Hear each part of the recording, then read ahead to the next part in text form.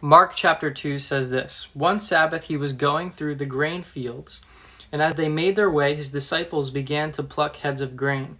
And the Pharisees were saying to him, Look, why are you doing what is not lawful on the Sabbath? And he said to them, Have you never read what David did when he was in need and was hungry? He who were with him, how he entered the house of God in the time of Abiathar the high priest, and ate the bread of the presence, which was not lawful for any of the priests to eat, but also gave it to those who were with him. And he said to him, The Sabbath was made for man, not man for the Sabbath. So the Son of Man is Lord over even the Sabbath.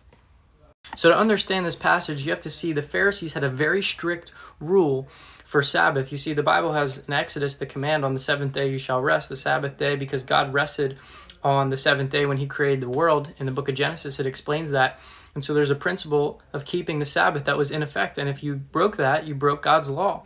But the Pharisees, they didn't know exactly how to define what is considered working on the Sabbath. So they created all these different regulations. Like, for example, to pick up your child as a mother, some people would argue that was breaking the Sabbath. To walk a certain amount of distance was breaking the Sabbath. To work, plucking heads of grain would be considered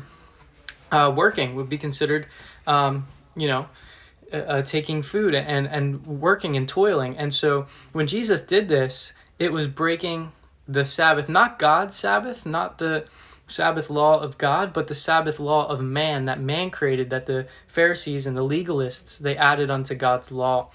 And so Jesus basically, he gives an example of David. When he was hungry, he went to the priests and he ate the bread of the presence, which the bread of the presence they were not supposed to eat.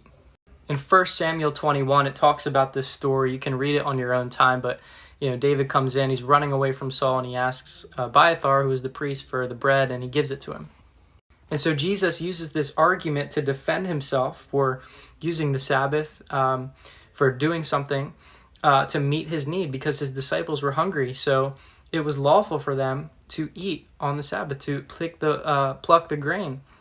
In the same way, Jesus then he defines the Sabbath. He says the Sabbath, the purpose of it was for man's benefit. It was for man. The Sabbath was made for man, not man for the Sabbath. The Sabbath was not made to be a binding, oppressive thing that the Jews were making it.